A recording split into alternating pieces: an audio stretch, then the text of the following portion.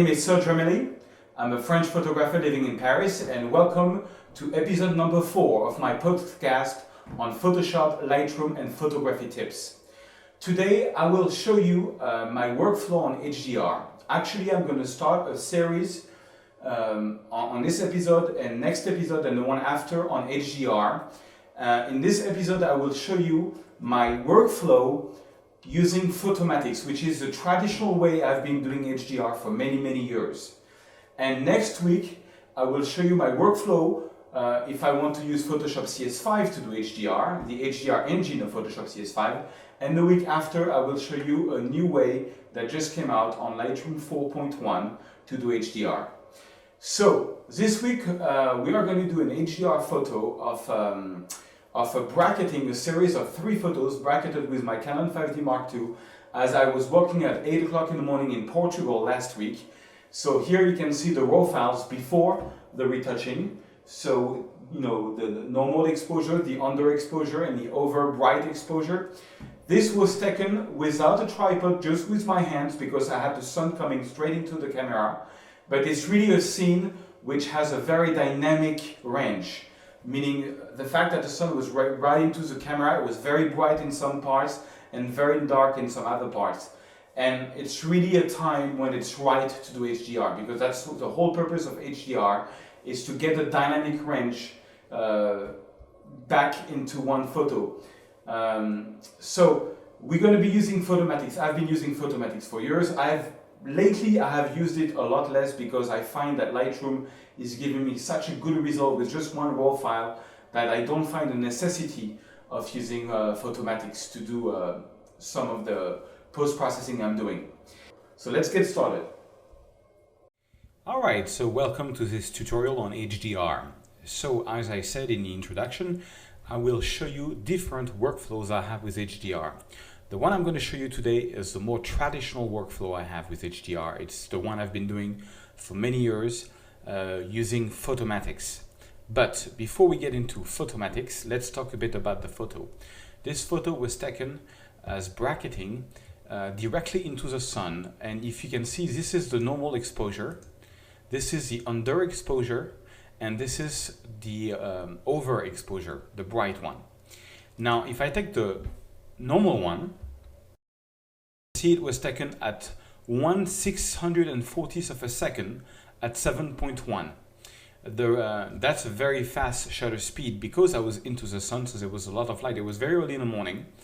I think at the time, well, not that early, it was at 8:04 in the morning. I actually got up a lot earlier, but I waited for the sun to come out of the mountains.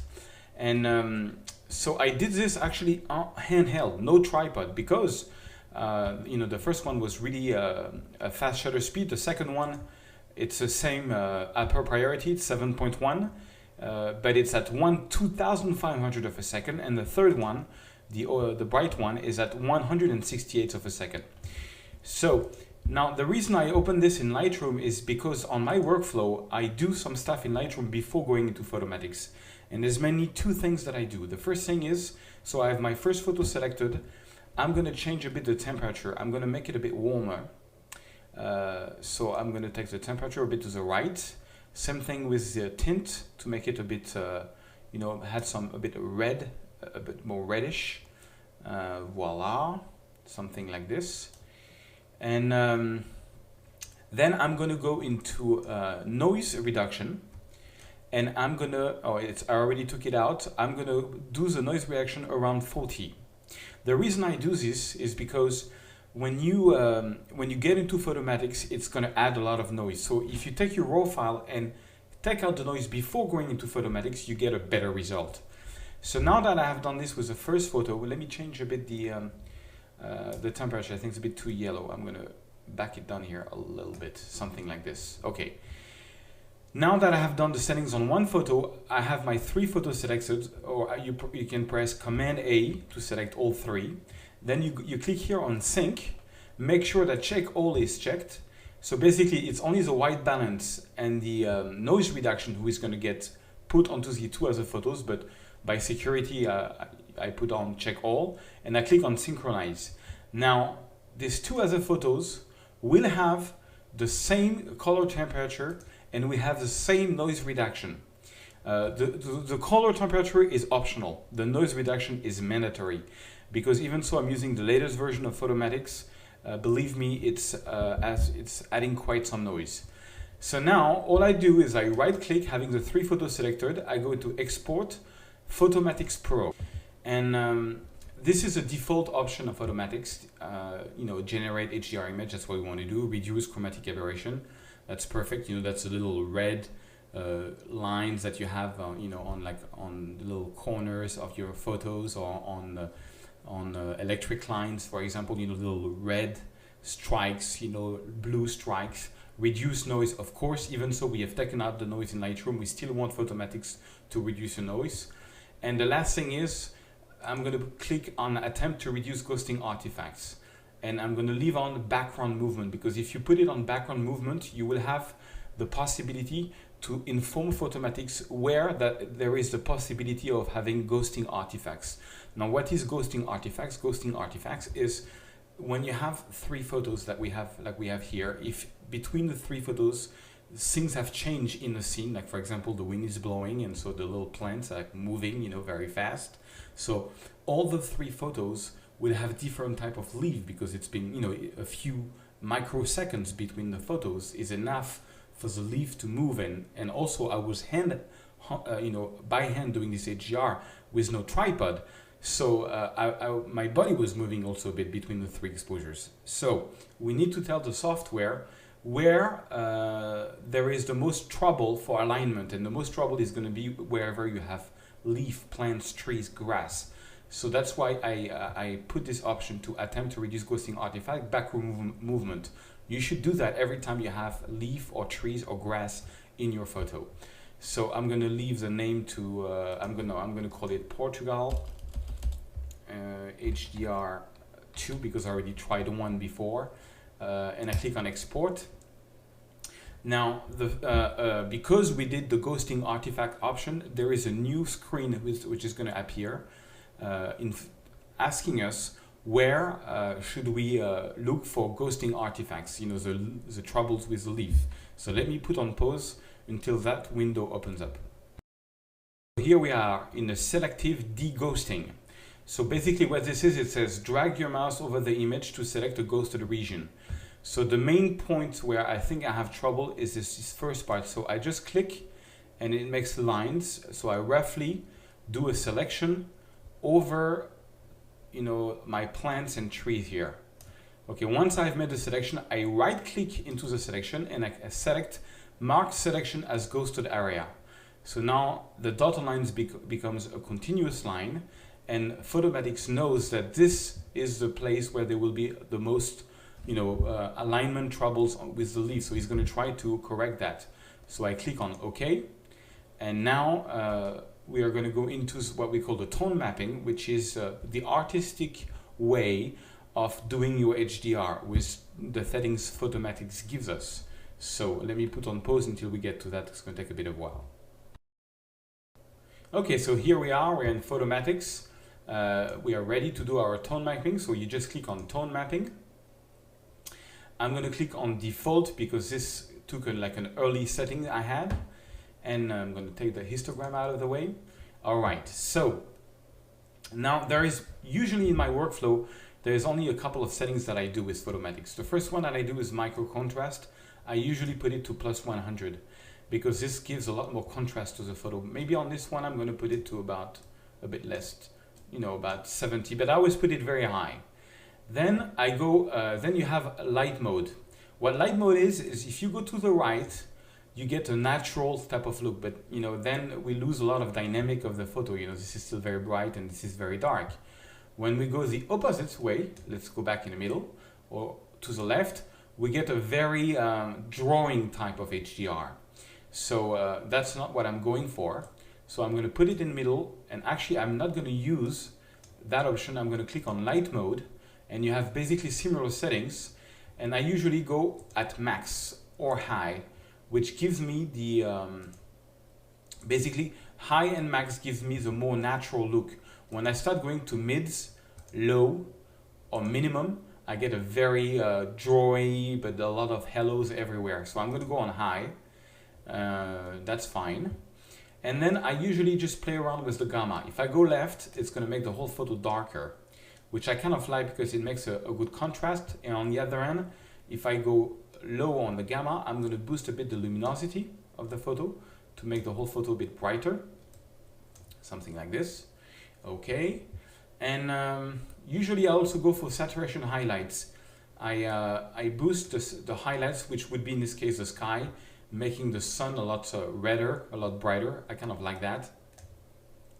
And I do a bit of saturation shadow. So to recap, basically all I did was micro contrast, put it to the right. I clicked on the light mode and took high, or I could have taken max, but max didn't really look good. And then I just play around with the gamma. That's basically what I do and all I do in Photomatix. So now I'm going to click on save and re-import. It's going to re-import the photo into Lightroom automatically because this is a Lightroom plugin. And then that's just the start, because what Photomatix did is that it combined all three exposures into one file. But it's going to lack of contrast. There's a lot of things. Oh, there was an error because I think I already did it. Let me put on pause until we get it back in. Okay, so here is the photo. The error I had before is because I had tried this HDR, these three photos before doing the tutorial, and I had put the same name. If you export from photo to Photomatix, make sure that every time, on the first dialog box, you change the name so they are unique on every Photomatix session. Otherwise, you get that import error once you're finished. Anyway, so here we are. That's the photo straight out of Photomatix. It's not bad. It's not too noisy because we took out the noise before. But it's lacking of contrast. This is just a start point. We still have ways to go. So let's go into the develop module, straight into the develop module, and let's finish off the photo. So I'm gonna open up the shadows a little bit because I think it's a bit dark, and I'm gonna press on Alt and click on the white.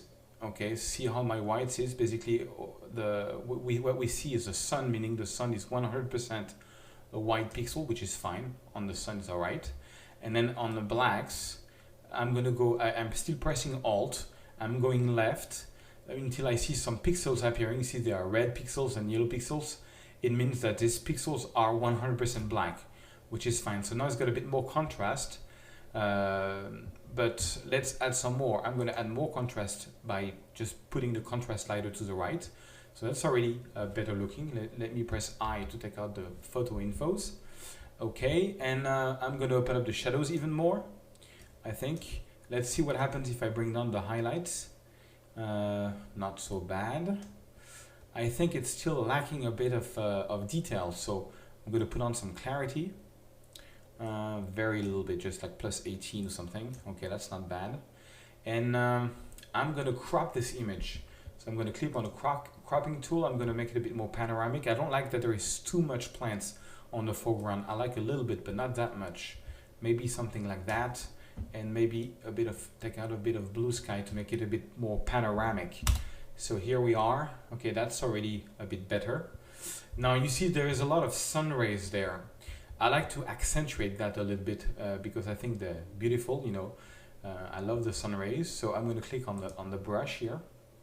I'm going to take the exposure brush, put it a little bit like plus 24 or something, make my brush smaller. So I have a mouse, so I use the middle wheel for that, for the size of the brush, or you can go here to change the size of your brush. And I'm just going to add some details. I'm going to paint over the sun rays to make them stronger, something like that. Now it's kind of obvious that I'm painting, you see, even so I'm painting over real sun rays. We can see that I've painted over it, so it's a bit too much. So the way to make it more natural, let's go the whole way up to the sun, maybe something like that. Oops, I just clicked on the I just took the exposure and put it way too much high. Voila. So I'm doing this sun rays thing, and the whole idea is to make it very subtle. So this is way too strong. You see, we can see. So if you did something wrong on a sun ray, you can just press Alt and erase. So I'm going to erase a bit here. And now all I'm going to do is lower the exposure of that brush stroke, the smallest setting, which is probably 0.11 or 0.05. You see, it's very subtle. Here is before the brush stroke and after the brush stroke. It's very subtle, but you can see them a bit better, which I think is one of the most interesting thing in that photo. Okay, so now let's do some dodge and burning. Like if you've seen earlier episodes, I do that all the time. So I'm going to click on a new brush, and I'm going to maybe just add some lights a bit here and here, so it's not so dark, something like that. There was a lot of fog also that morning, so I'm going to increase it here a little bit, make this a bit more subtle. I just want a bit more to see a bit more of the fog. I think that this is too bright, it's catching too much the eye, so I'm going to create a new brush. I'm going to go the opposite. I'm going to go minus on my exposure, make the brush a bit big, and I'm going to paint in black here so that the foreground is not so eye-catching. Okay, maybe even darken this a bit more. Okay, all right. Let me see. Also, you see, if you want to see the sun rays a bit more, sometimes something that works is you create a new brush, and you take. I'm gonna put clarity, so everything is at 0. I'm gonna put a plus clarity, and I'm painting with clarity over the brush stroke, so it's gonna make them more visible also.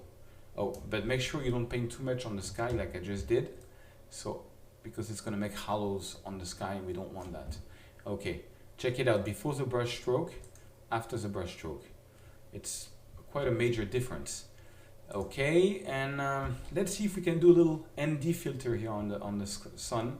I don't know if it's going to work, so I'm going to take the exposure. I'm going to get the exposure a bit down. I'm on the ND filter, and I'm going to lower the sky here a little bit. Okay, it's a bit too much. It's a bit too much. Maybe I'm gonna, just a little tiny bit, and maybe add a bit more saturation to the sun to make it even pop even more a bit. No, that's maybe a bit too much, like plus 20 or something. Let's check it out.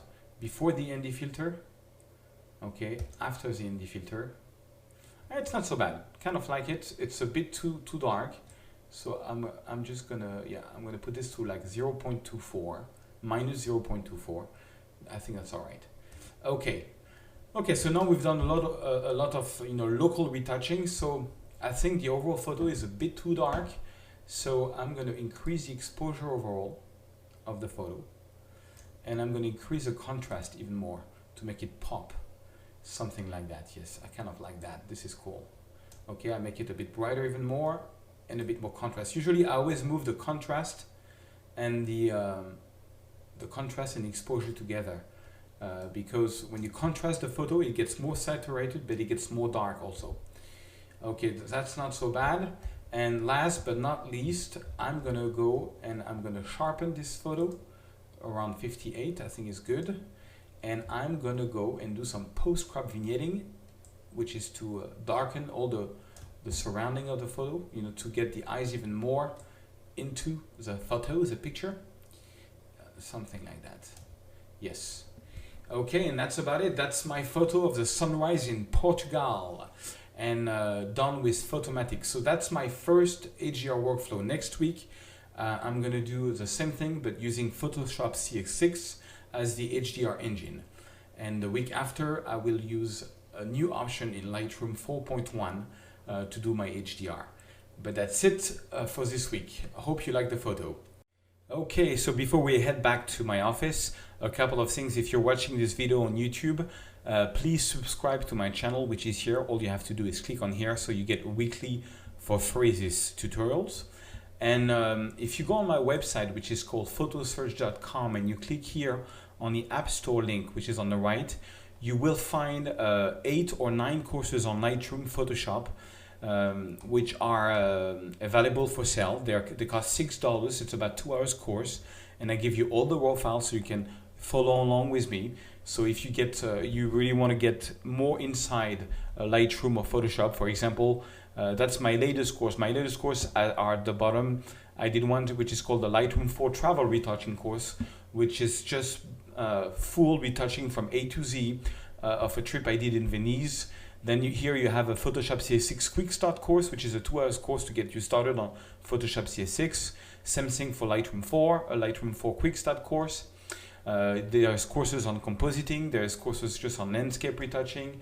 You also have courses on Lightroom 3 if you're not using Lightroom 4, courses on HDR, just purely HDR, and even a quick start course on Photoshop CS5 if you still have Photoshop CS5.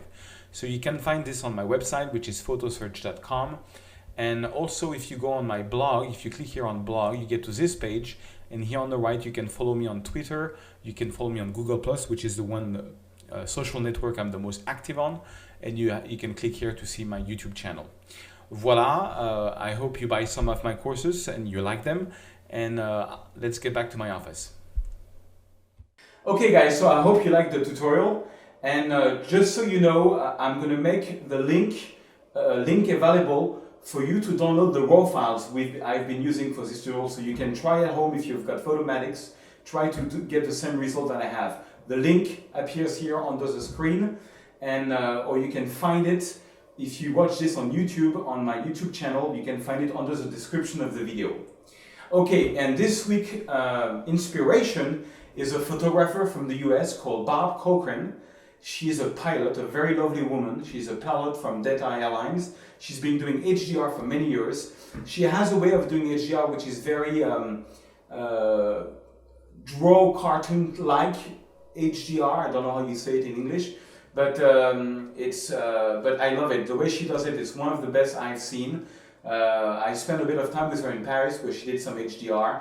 You will find the link to her website here, and go check her out. She's really cool, and she does really nice HDR. So thank you for watching this podcast. I'll see you next week where we're going to do some more HDR, but this time using Photoshop CS5 or Photoshop CS6 engine, which is a bit the same thing. Goodbye, see you next week.